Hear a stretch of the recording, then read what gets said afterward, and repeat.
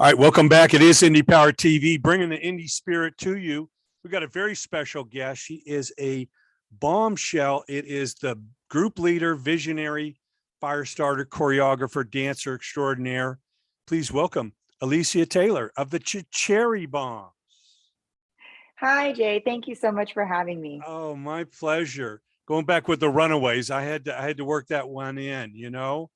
Talking Yeah, of about female course. empowerment, it was just so badass seeing these girls go out and doing their thing. And I had the pleasure of working with the Plasmatics and Wendy O. Williams and Really? a lot of the Oh, bands that really blew stuff up, you know, Kiss, Rammstein, and worked on the Thriller video. So seeing you combine all these wow. incredible things is just amazing.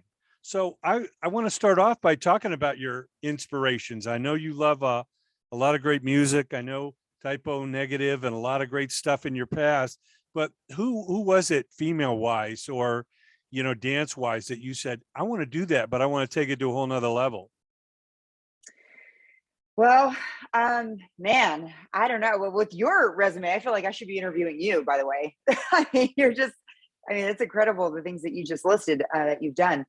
Um, but as far as my influences go, you know, there really wasn't anybody that was doing what I currently do at the level that I want to do it at. So, but I did see other dance groups similar to mine that were doing something along this line, but it was just there's something missing out of them. So, I draw a lot of influence from artists like Wendy O. Williams, who you mentioned of the Plasmatics, just these tough, gritty, no fucks given type of females. And I wanted to take that energy and harness it and put it into what I do, since I'm not a singer, I'm not a musician, but kind of take that influence of their energy and put it into dance and circus arts and performance and kind of twist it and put it in my own way. Well, yeah, with being in Vegas there with so much Cirque du Soleil and all that, it's great to see you take it in a rock and roll, you know, avenue. And I know this has been developing over the years. And probably one of the hardest things is finding the crew, you know, finding those girls that share that commitment, work ethic, and talent Yeah. that you see necessary for this. Because I know there are no limits to your creativity. So how did you start that process as far as, you know, finding the crew and getting what you have now? It's been tough. You're right. It is a tough process because it takes a certain kind of person to one, have an interest in doing any of these things, right? You kind of have to be a little out of your mind. And then two, it takes somebody who's incredibly dedicated and driven and willing to try new things and willing to push their bodies in ways that maybe they haven't done before and out of their comfort zone a little bit.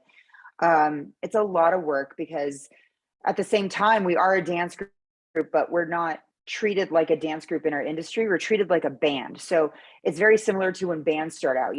We didn't, when we first started, we didn't have any crew. We loaded in and loaded out ourselves. We set everything up. And a lot of times today, we still do. When we toured with a van, I was driving it all night. We earned our stripes just like any other band coming up. So to get a dancer, get in this band mindset of those types of things that you have to do to, earn your way up the ladder is very, very difficult. Typically, dancers on productions, bigger productions like on music videos, TV shows, bigger tours where they're a backup dancer for an artist, don't have to do all that heavy lifting type of work. So when I first started the group, I took a bunch of ladies who were NFL cheerleaders with me, who had retired at the same year that I did. I used to cheer for the Atlanta Falcons. And I quickly realized that that was not the type of performer that was going to be able to make it with cherry bombs. When we were in the NFL, we were treated, the red carpet was rolled out for us. There was beautiful catering everywhere we went. Cherry bombs first starting out, that was just not going to be the way that it was going to roll anymore. So those ladies. I appreciate them for joining me and taking a chance with me.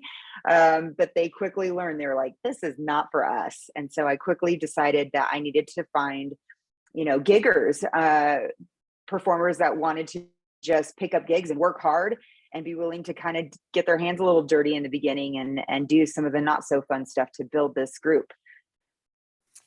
Yeah, well, coming up many years with the Warp Tour, I saw that you had to bootstrap, you had to find the people that were willing to go out there in the hot sun and maybe Yeah. perform at 11 o'clock or 2 in the afternoon, or you Yeah. didn't know the schedule every day. And, it was Yeah. just super hectic. And look what rose out of that. Some of the biggest groups in the world came off the Warp Tour and Lollapalooza and all that. But like Yeah. you say, it's a different kind of animal. And I'm so proud to see what you've done and just itching Thank to you. see where you can take it next, because I know with these 4 shows coming up, it's only the beginning. I know you're envisioning an arena tour and nationwide and take it international and all of that. Tell us how you choose the songs, because I know, being such a music lover, these songs mean a lot to you and they mean a lot to the show. That's what people are hearing when they're watching you. So, what is that process of finding the right,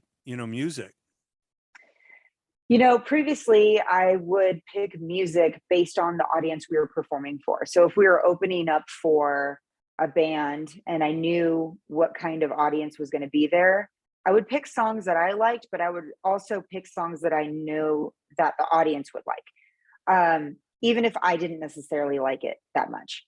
Um, Recently, though, with this new show that I have written specifically for Cherry Bombs, I got to be a little bit more selfish and I got to pick songs that I like. And I find that that's a lot more fun for me. It's a lot more entertaining.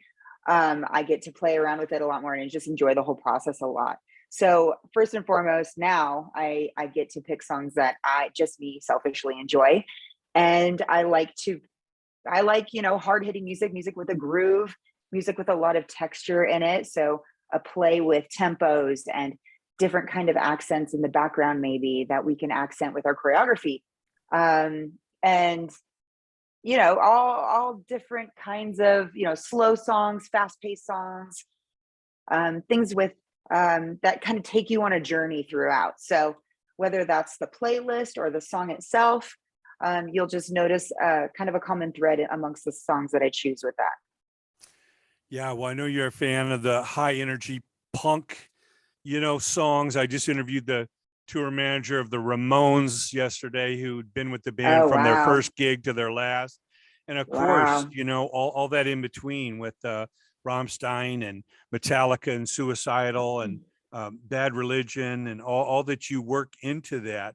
And I know you had mentioned a very interesting costume change right in between 2 songs, where the girls take off, one layer and all of a sudden it's a different color, it's a different mood for the next song. So that must be a lot of fun trying to figure out those transitions. It'll blow people's minds and, play to the music. Yeah, that's kind of a unique part of our show. It's this show in particular has really creative transitions that take you from one piece to the next. So there's intention behind them, there's purpose behind them. And like you mentioned, I got to team up with my wardrobe design team. And we got to make our costumes a little more elaborate on this show since it's more theatrical. And they start and it's this the theme of the first song is an angelic angel piece, right? So everything's very white, everything's very flowy, their outfits are very conservative. And then the song quickly switches to Bad Religion by Godsmack. And within that transition, they just do one grab of their wardrobe and they pull it like this and they do a turn and everything turns red. Their whole outfit is all of a sudden red right in front of the audience. And we always get a nice pop on that one because it's so unexpected and creative. So I got to give major props to my wardrobe team on that one. Yeah. Now, how many girls are in the group? I have a roster of about 13 now, but we do a show with between 5 and 7. Okay. Because I Yeah. know you got to have those transitions where something's going on stage where there's a major costume change, Yeah. backstage. Yeah. So, So our show, our entire 75-minute show is one track. It's one song. It's one track. It's not one song. Just a 5-minute song, it'd be terrible. So this track doesn't stop.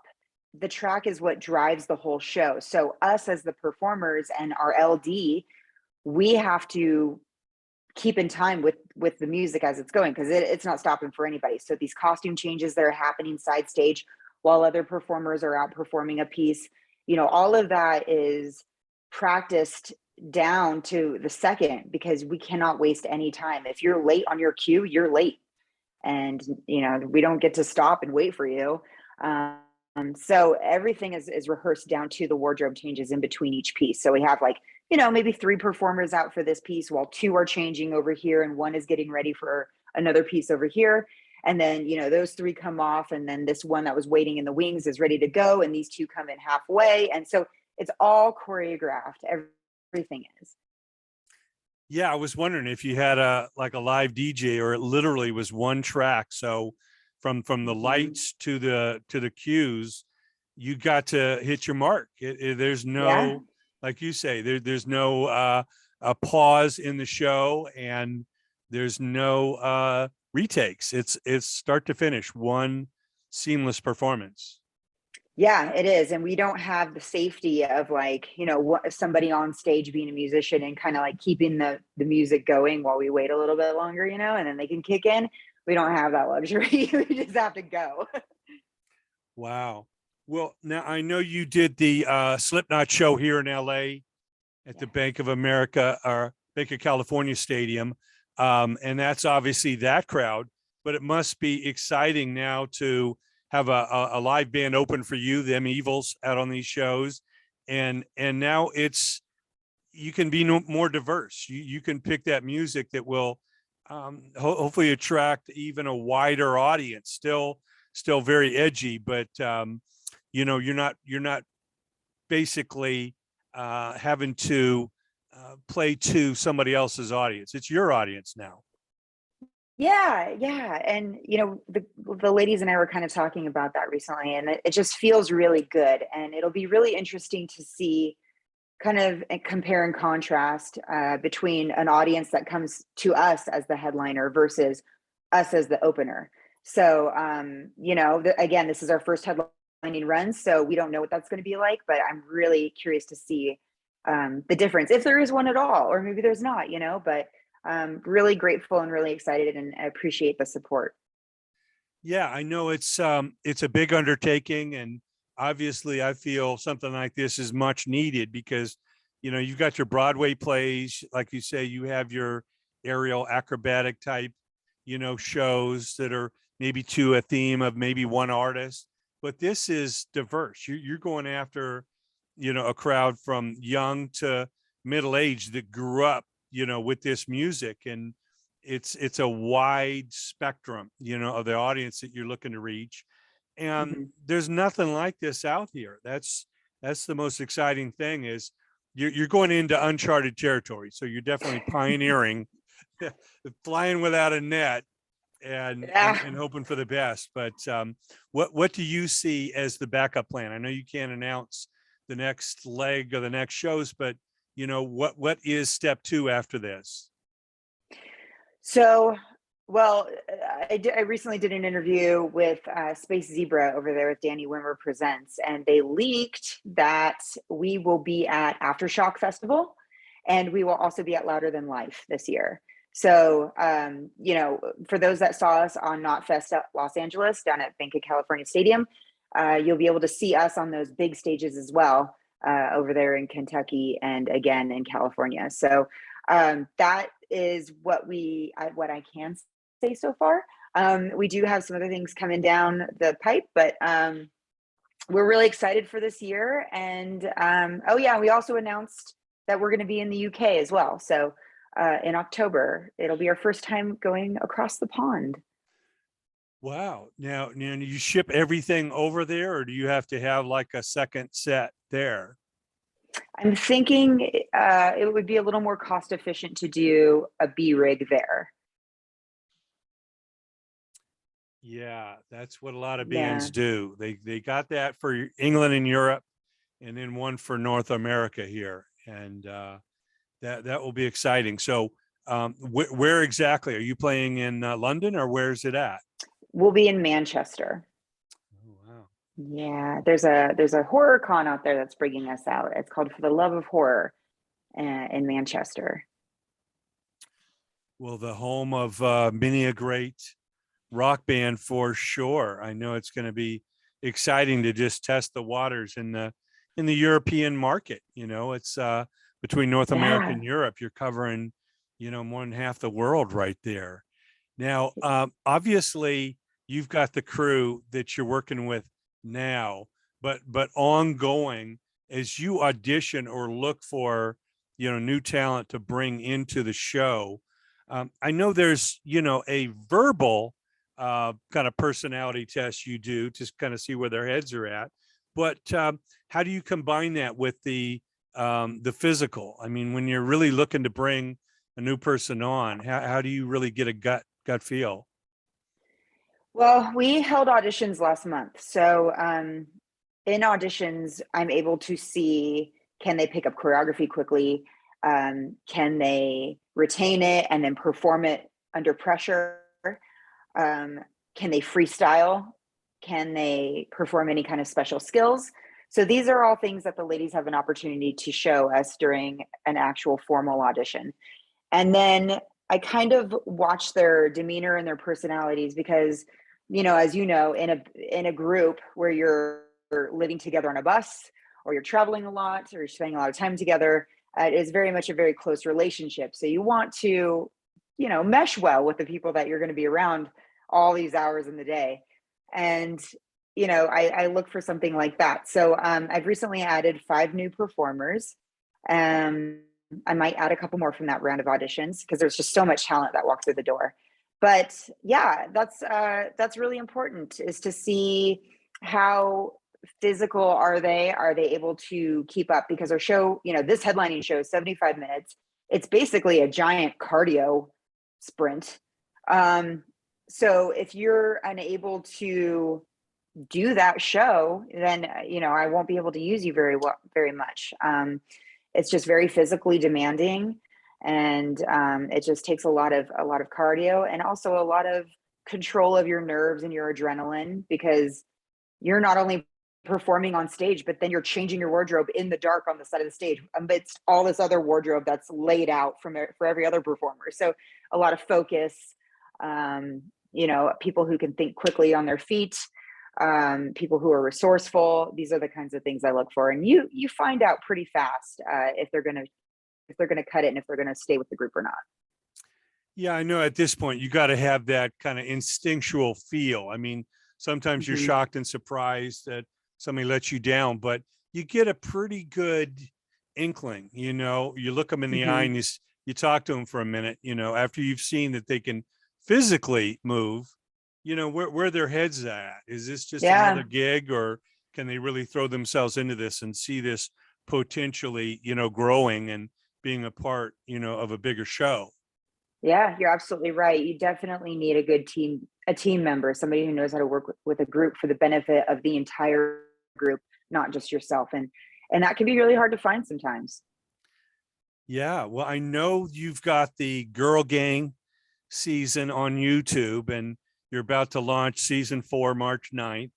Now, Yes. is that a way for you to continue to get the word out, on the group, and kind of build the Yes. brand and get it out Yes. there? 1,000%. So, because we're not a band, we're not releasing music that you can stream on Spotify or hear on the radio or anything like that. We have to come up with ways that we can reach our fans and reach new fans when we're not actively performing, when we're not touring or doing anything out on the road. So I came up with Girl Gang as a way to reach people across the world, so that we can get the word out, like you said, and ways for our existing fans to keep connecting with us and see what all goes into the brand.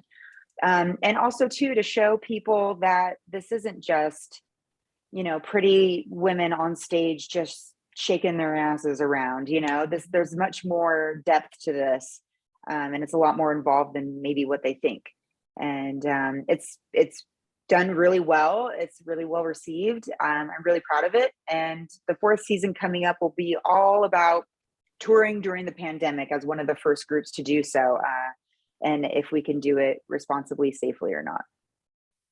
Yeah, well, I know there was a lot of precautions you took, going into that, and it was pretty amazing, coming through it. I know it's difficult to keep all those moving parts, unaffected, and I know even still today, you've got to take your precautions and be in a bubble, so to speak. Your team, your crew is kind of in front of that audience, but you're not, mixing with that audience, and Mm-hmm. yeah, super, super exciting. Now I know you've got the dates coming up. It's February 25th in Albuquerque at the Launch Pad, February 27th, Dallas at the Great Trees Club, and of course, March 1st in San Antonio, the Rock Box, and March 2nd in Houston at the White Oak Music Hall. Obviously, these are Southwest dates. Besides Albuquerque, you're going deep into the heart of Texas, which is a huge tradition for, rock music. And, Mm-hmm. I know you're going to take it to a next level. And then, of course, you've announced, of course, in California with Aftershock and Louder Than Life. So we can only expect and hear more dates. It's cherrybombs.co. And how did you choose the special guests? Them Evils, we know from Orange County here. How did they get on your radar, and why are they the best opener for you? So we got linked up with them from our manager, Shannon. She actually manages them as well. And she pitched them to me and, said, I've got this group and I think they'd be a good fit for you guys. Take a listen to some of their songs. Let me know what you think. And if it fits well, and if you think your audiences would mesh and appreciate one another. And so I did, and I loved it, man. It's just straight up rock and roll, no frills. And I thought, yeah, man, this is a great vibe for our show as an opener. And, they seem like really good dudes, and I can't wait to tour with them. Yeah, and we give you a heads up for doing the shout out to, Typo Negative.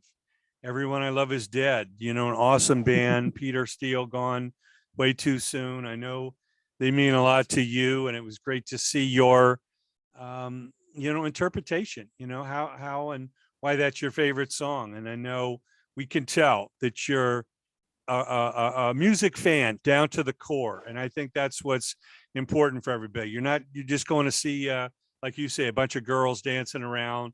This is a rock show. This is a music show, but more importantly, you're going to take the visuals to another level that a normal band couldn't even dream of doing on stage. So Thank congratulations you. to you, our special Thank guest. you. She is the fire starter, the visionary, the choreographer and dancer extraordinaire. We can't wait to see what she's coming up with next.